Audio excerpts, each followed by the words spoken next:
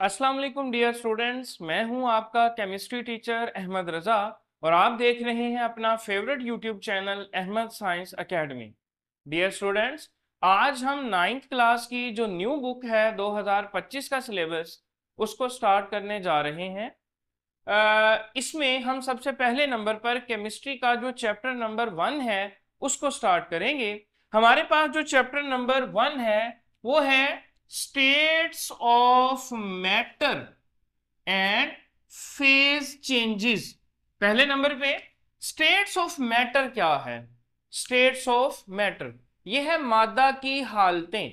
जैसा कि हमारे पास जो मैटर है, मादा है, वो सॉलिड स्टेट में पाया जा सकता है, वो लिक्विड स्टेट में पाया जा सकता है, वो गैसियस स्टेट में या प्लाज्मा स्टेट में पाया जा सकता है। इसके अलावा भी मैटर की कुछ स्टेट्स होती हैं, हम उनको इस चैप्टर के अंदर डिस्कस करेंगे।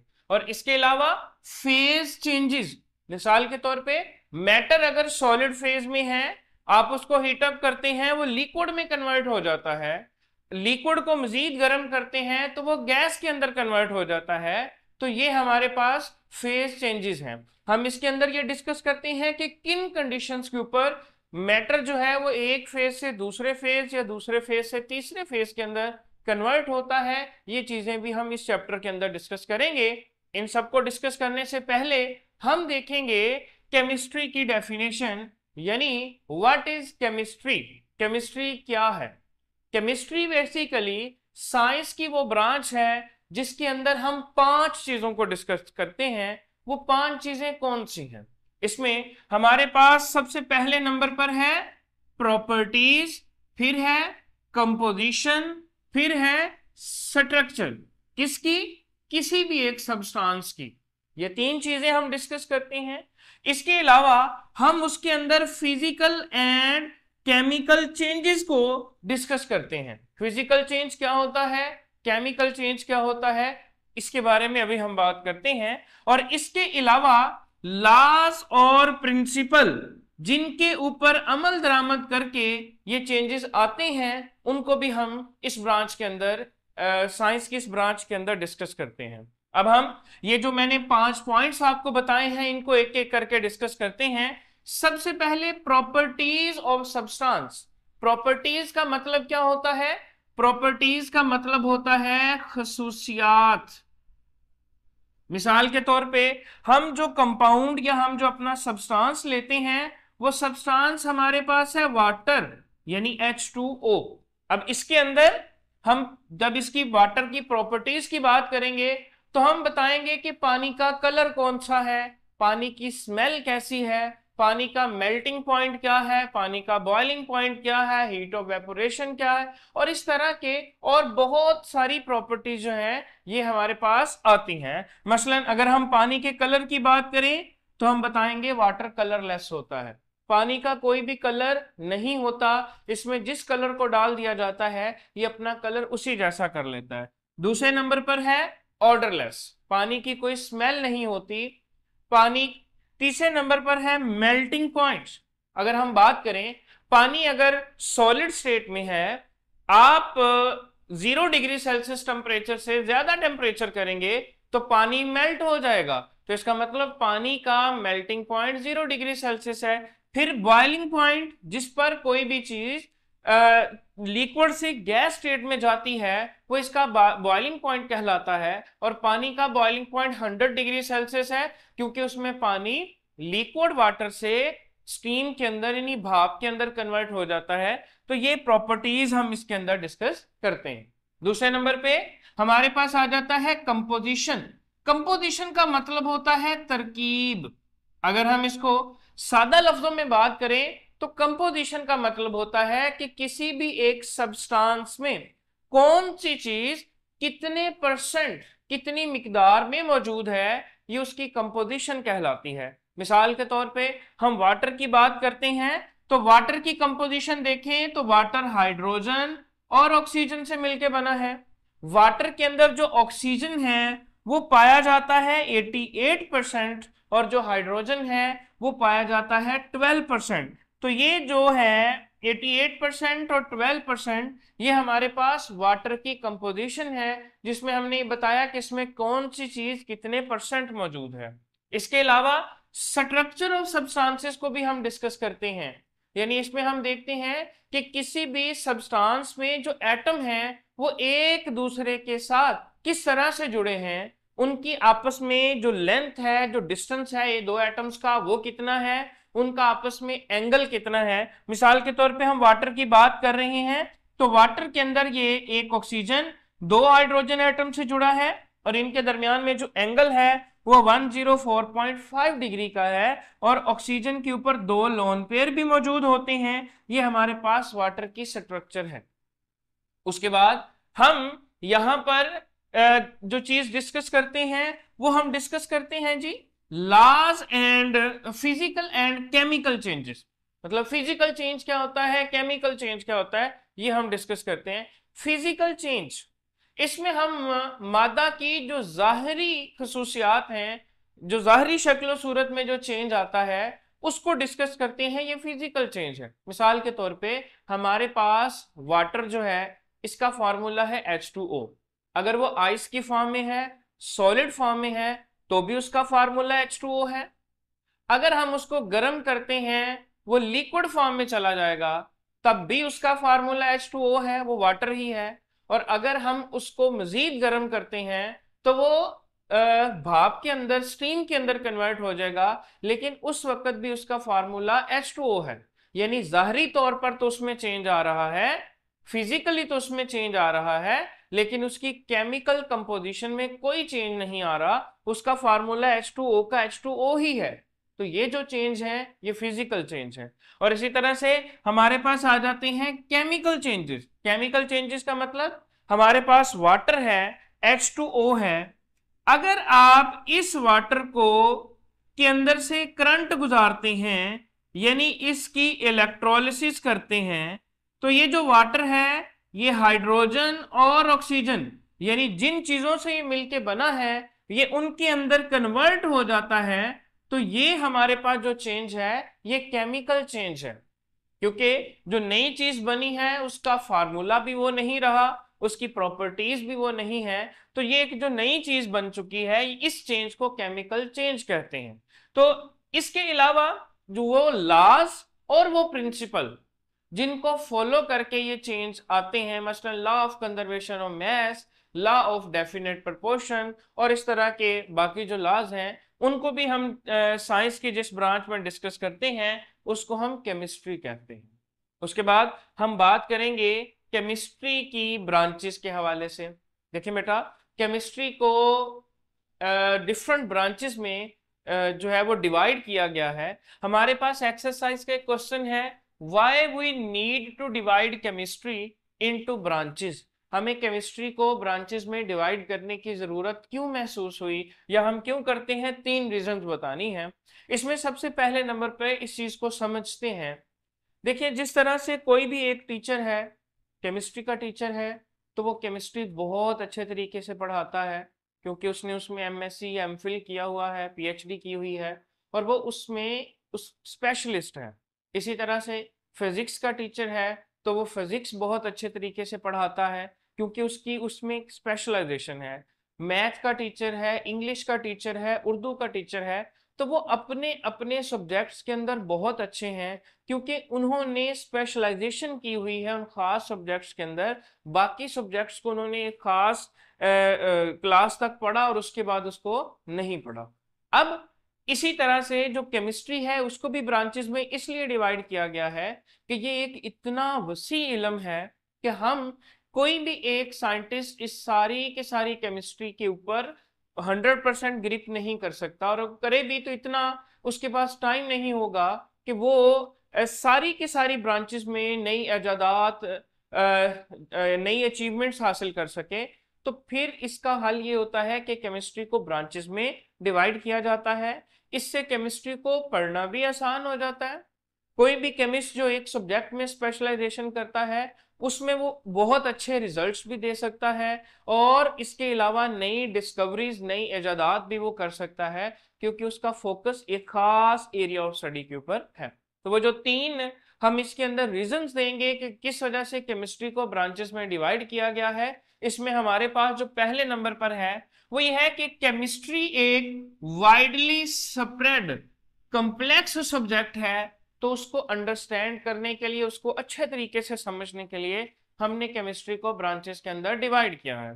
दूसरे नंबर पे जो रीजन है वो ये है कि जो केमिस्ट है वो फोकस कर सके और कंसंट्रेट कर सके एक स्पेसिफिक एरिया के ऊपर, इस सब्जेक्ट के किसी भी खास एरिया के ऊपर वो कंसंट्रेट कर सके, इससे अच्छे रिजल्ट आएंगे। और तीसरे नंबर पर जब कोई भी केमिस्ट एक खास एरिया पर फोकस करता है तो उसको नई अचीवमेंट्स मिलती हैं और नए ब्रेक थ्रूज, यानी कि वो नई इजादात करता है, नई अचीवमेंट्स उसको हासिल होती हैं। तो ये सारी चीजें इसका फायदा है कि केमिस्ट्री को ब्रांचेस में क्यों डिवाइड किया गया। तो ये 3 रीजंस आप उसके अंदर लिखेंगे। फिर हम केमिस्ट्री की ब्रांचेस की तरफ आते हैं। हमारे पास जो केमिस्ट्री की पहली ब्रांच है वो है फिजिकल केमिस्ट्री। फिजिकल केमिस्ट्री क्या होती है? ये केमिस्ट्री की एक ऐसी ब्रांच होती है जिसके अंदर हम इन्वेस्टिगेट करते हैं, हम तहकीक करते हैं, हम एनालिसिस करते हैं कि किस तरह से सब्सटेंसेस बिहेव करती हैं एटॉमिक और मॉलिक्यूलर लेवल पर। यानी पहले नंबर पे हम देखते हैं कि कोई भी सब्सटेंस जब एटम की हालत में होती है तो वो कैसे बिहेव करती है, जब मॉलिक्यूल बन जाता है तो वो कैसे बिहेव करती है। मिसाल के तौर पे हमारे पास है वाटर H2O। अब ये दो चीजों से मिलके बना है, हाइड्रोजन और ऑक्सीजन से। जो हाइड्रोजन है जब वो एटॉमिक फॉर्म में होती है तो वो डिफरेंट तरीके से बिहेव करती है, ऑक्सीजन एटॉमिक फॉर्म में होती है तो वो डिफरेंट तरीके से बिहेव करती है। जब ये आपस में मिल जाती हैं, इनसे एक नया मॉलिक्यूल यानी वाटर बन जाता है, तो तब ये डिफरेंट तरीके से बिहेव करती हैं। तो इसके अंदर हम ये समझते हैं कि ये डिफरेंट तरीके से किस तरह से बिहेव करती हैं एटॉमिक और मॉलिक्यूलर लेवल पर। इसके अलावा हम बेसिक जो फंडामेंटल जो फिजिकल लॉज हैं जो कि हमारी दुनिया को चला रहे हैं, जैसा कि मैंने पहले बात की, law of conservation of mass, law of definite proportion, first law of thermodynamics, और इस तरह के बहुत सारे जो लॉज हैं वो उन लॉज को भी हम फिजिकल केमिस्ट्री के अंदर देखते हैं। इसमें हम ये भी देखते हैं कि जब एटम्स आपस में मिलते हैं, मॉलिक्यूल बनाते हैं, या मॉलिक्यूल आपस में रिएक्ट करके कोई नई चीज बनाते हैं, तो वो चेंजेस भी किस तरह से आते हैं वो हम फिजिकल केमिस्ट्री के अंदर डिस्कस करते हैं। फिजिकल केमिस्ट्री के अंदर जो अगर हम इसकी एप्लीकेशन की बात करें तो इसकी एप्लीकेशन ये है कि इसकी मदद से हम किसी भी केमिकल रिएक्शन का रेट कहा जाता है स्पीड को, कि कोई भी केमिकल रिएक्शन कितनी स्पीड के साथ हो रहा है उसको प्रिडिक्ट करते हैं, उसको मापते हैं, उसका अंदाजा लगाते हैं। ये फिजिकल केमिस्ट्री के अंदर आता है। और फिर हम ये देखते हैं कि कौन सी ऑप्टिमम कंडीशंस हो सकती हैं, कौन सी ऐसी कंडीशंस हो सकती हैं कि आप वो अप्लाई करें और आपको कोई भी सब्सटेंस, कोई भी कंपाउंड इंडस्ट्रियल स्केल पर कम से कम वक्त में ज्यादा से ज्यादा प्रोडक्ट्स दे सके और वो जो आपका प्रोसेस है वो हो भी सस्ता। तो ये चीजें भी जो हम देखते हैं ये फिजिकल केमिस्ट्री के अंदर देखते हैं। अब यहां पर ऑप्टिमम कंडीशंस का वर्ड है, हम देखेंगे कि ऑप्टिमम कंडीशंस का क्या मतलब है, और अगर नाइट्रोजन और हाइड्रोजन को आपस में मिलाकर अमोनिया बनाया जाए तो उसके लिए ऑप्टिमम कंडीशंस क्या हो सकती हैं, उसको भी हम यहां डिस्कस करेंगे नेक्स्ट एग्जांपल के अंदर। हम ऑप्टिमम कंडीशन देखेंगे कि जब नाइट्रोजन और हाइड्रोजन को मिला के अमोनिया बनाया जाता है तो उसके लिए ऑप्टिमम कंडीशंस कौन सी हैं। अगर हम नाइट्रोजन को और हाइड्रोजन को आपस में मिलाते हैं और उनसे अमोनिया बनाते हैं तो इसके अंदर जो पहली ऑप्टिमम कंडीशन है वो ये है कि हमें प्रेशर 200 atm रखना पड़ता है। दूसरी ऑप्टिमम कंडीशन ये है कि इसके अंदर जो टेम्परेचर है वो हमें 450 डिग्री सेल्सियस रखना पड़ता है। और तीसरी कंडीशन है कि हमें इसमें फेरस एज अ कैटालिस्ट इस्तेमाल करना पड़ता है। कैटालिस्ट क्या होता है? कैटालिस्ट एक ऐसी चीज होती है जो किसी भी केमिकल रिएक्शन की स्पीड को बढ़ाने में काम करती है, उसको कैटालिस्ट कहते हैं। तो वो फेरस यानी आयरन उसमें कैटालिस्ट के तौर पे इस्तेमाल होता है। अगर ये आप कंडीशंस देते हैं यानी 200 ATM pressure, 450 degree Celsius temperature और आयरन कैटालिस्ट देते हैं, तो हमारे पास अमोनिया की ज्यादा से ज्यादा अमाउंट तैयार होती है इंडस्ट्रियल स्केल पर कम से कम टाइम के अंदर। उसके बाद हम केमिस्ट्री की सेकंड ब्रांच इनऑर्गेनिक केमिस्ट्री के हवाले से बात करेंगे। इनऑर्गेनिक केमिस्ट्री क्या होती है? इनऑर्गेनिक केमिस्ट्री केमिस्ट्री की वो ब्रांच है जिसके अंदर हम चार चीजें डिस्कस करते हैं उन कंपाउंड्स की जिनमें या तो कार्बन होता ही नहीं है या बहुत थोड़ी मिकदार में होता है। हम it is the study of synthesis. Synthesis का मतलब होता है बनाया जाना। कंपोजिशन, कंपोजिशन पहले बात कर चुके हैं, तरकीब कि कौन सी चीज कितनी मिकदार में मौजूद है। प्रॉपर्टीज यानी खसूसियात। स्ट्रक्चर यानी साख्त। और एलिमेंट्स की और कंपाउंड्स की जिनके अंदर या तो बहुत थोड़ा कार्बन होता है या बिल्कुल कार्बन नहीं होता। तो ऐसे कंपाउंड जिनमें या तो बिल्कुल कार्बन नहीं होता या बहुत थोड़ी मिकदार में होता है, उन कंपाउंड्स की चार चीजें, उनकी सिंथेसिस के उन कंपाउंड्स को बनाया कैसे जाता है। दूसरे नंबर पे उनकी कंपोजिशन कि उसमें कौन सा एलिमेंट कितनी मिकदार में मौजूद है। तीसरे नंबर पे उन प्रॉपर्टीज, उनकी खसूसियात क्या हैं, वो दिखते कैसे हैं, उनका कलर कैसा है, उनकी सॉफ्टनेस या हार्डनेस क्या है, उनकी डेंसिटी क्या है, मेल्टिंग पॉइंट, बॉइलिंग पॉइंट क्या है, ये चीजें। उसके बाद उनकी स्ट्रक्चर यानी उनकी साख्त को डिस्कस करते हैं। और उन कंपाउंड्स की हम बात कर रहे हैं जिनमें कार्बन नहीं होता। इसमें वो कंपाउंड मेटल्स भी हो सकते हैं, वो कंपाउंड्स नॉन मेटल भी हो सकते हैं, वो मेटल और नॉन मेटल का मिक्सचर भी हो सकते हैं। उसके बाद सिंपल साल्ट्स भी हो सकते हैं, एसिड्स भी हो सकते हैं, बेसिस भी हो सकते हैं। तो ये सारे कंपाउंड इनऑर्गेनिक कंपाउंड्स में शामिल हैं। अब यूजेस इनऑर्गेनिक कंपाउंड्स की क्या है? और इनऑर्गेनिक कंपाउंड्स जो हैं ये फर्टिलाइजर्स में, फर्टिलाइजर्स कहते हैं खादें। खादें क्या होती हैं? फसलों की ज्यादा पैदावार हासिल करने के लिए जो हम केमिकल इस्तेमाल करते हैं उनको खादें कहते हैं। तो हम खादों के तौर पर इनको इस्तेमाल करते हैं, मेडिसिन के तौर पर यानी दवाइयों के तौर पर इनको इस्तेमाल करते हैं, कैटालिस्ट के तौर पर इस्तेमाल करते हैं। कैटालिस्ट का मैं अभी बता चुका हूं कि वो चीजें जो किसी भी केमिकल रिएक्शन की स्पीड को बढ़ाने में काम करती हैं वो कैटालिस्ट कहलाती हैं। उसके बाद पिगमेंट्स और कोटिंग, मतलब वो चीजें जिनको कलर के लिए इस्तेमाल किया जाता है वो पिगमेंट और कोटिंग कहलाती हैं, उनके लिए भी इसको इस्तेमाल किया जाता है और बहुत सारे इसके दूसरे इस्तेमालात भी हैं। फिर हम बात करेंगे ऑर्गेनिक केमिस्ट्री की, जो हमारे पास थर्ड ब्रांच है केमिस्ट्री की।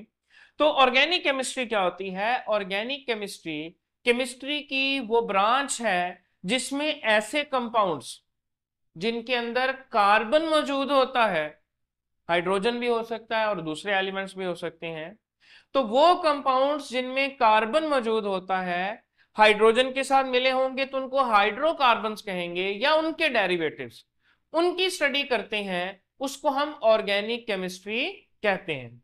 तो the branch of chemistry which deal with carbon containing compounds, ऐसे कंपाउंड्स जिनमें कार्बन मौजूद होता है उनको हम क्या कहते हैं? उनको हम कहते हैं ऑर्गेनिक केमिस्ट्री। अच्छा, कार्बन कंटेनिंग कंपाउंड्स को हम कहते हैं हाइड्रोकार्बन्स और उनके डेरिवेटिव्स। हाइड्रोकार्बन क्यों कहा जाता है? मिसाल के तौर पे मेरे पास एक कार्बन कंटेनिंग कंपाउंड है CH4 यानी कि मीथेन। अब इसमें देखा जाए तो दो चीजें हैं, कार्बन और हाइड्रोजन, इस वजह से हम इसको कहेंगे हाइड्रोकार्बन। जो पहला लफ्ज है हाइड्रो वो हाइड्रोजन से निकला और कार्बन कार्बन से निकला है, तो इस वजह से इनको हाइड्रोकार्बन। और फिर आगे इनके डेरिवेटिव, यानी अगर यहां से हम एक हाइड्रोजन निकाल के उसकी जगह पे कोई भी दूसरा एलिमेंट क्लोरीन, ऑक्सीजन या कुछ भी और लगा देते हैं तो वो इसका आगे डेरिवेटिव बन जाता है, तो उनको डिस्कस करते हैं। इसमें भी इनकी वही चीजें डिस्कस की जाती हैं, इनका सिंथेसिस यानी ऑर्गेनिक कंपाउंड को बनाया कैसे जाता है, कंपोजिशन उसमें, कार्बन, हाइड्रोजन या बाकी एलिमेंट कितनी कितनी मिकदार में मौजूद हैं, उसके अलावा उनकी प्रॉपर्टीज, उसके अलावा उनकी स्ट्रक्चर्स को भी डिस्कस करते हैं। अच्छा, इसमें वो सारे के सारे कंपाउंड्स कार्बन वाले मौजूद होते हैं सिवाय चंद एक के। मिसाल के तौर पर सिंपल साल्ट्स, कार्बन के कुछ सिंपल साल्ट हैं वो इसके अंदर शामिल नहीं है। उसके अलावा कार्बोनेट्स हैं वो इसके अंदर शामिल नहीं है। कार्बोनेट में हमारे पास आ जाता है Na2CO3। अब इसमें देखा जाए तो कार्बन मौजूद है लेकिन उसके बावजूद ये ऑर्गेनिक नहीं है, ये इनऑर्गेनिक है। इसी तरह से बाइकार्बोनेट, बाइकार्बोनेट क्या होते हैं, हमारे पास है NaHCO3। तो जिसमें सिर्फ CO3 है वो कार्बोनेट, जिसमें HCO3 है वो बाइकार्बोनेट, वो भी ऑर्गेनिक नहीं होते, हालांकि उनमें भी कार्बन मौजूद होता है। इसी तरह से कार्बन के ऑक्साइड यानी कार्बन डाइऑक्साइड, कार्बन मोनोऑक्साइड, इनमें भी कार्बन मौजूद है लेकिन ये भी ऑर्गेनिक नहीं है। इसी तरह से कार्बाइड्स, मसलन हमारे पास है कैल्शियम कार्बाइड। अब इसमें भी 2 कार्बन के एटम तो मौजूद है लेकिन ये ऑर्गेनिक कंपाउंड नहीं। तो वो कंपाउंड जिनमें कार्बन पाया जाता है उन कंपाउंड्स की स्टडी ऑर्गेनिक केमिस्ट्री कहलाती है। आज हमने क्या पढ़ा, आज हमने सबसे पहले नंबर पे डिस्कस किया केमिस्ट्री की डेफिनेशन को। केमिस्ट्री की डेफिनेशन के बाद हमने देखा कि केमिस्ट्री को ब्रांचेस में क्यों डिवाइड किया गया। फिर हमने देखा कि फिजिकल केमिस्ट्री क्या होती है, इनऑर्गेनिक केमिस्ट्री क्या होती है, ऑर्गेनिक केमिस्ट्री क्या होती है। मैं उम्मीद करता हूं कि आपको आज का लेक्चर बहुत अच्छे से समझ आया होगा।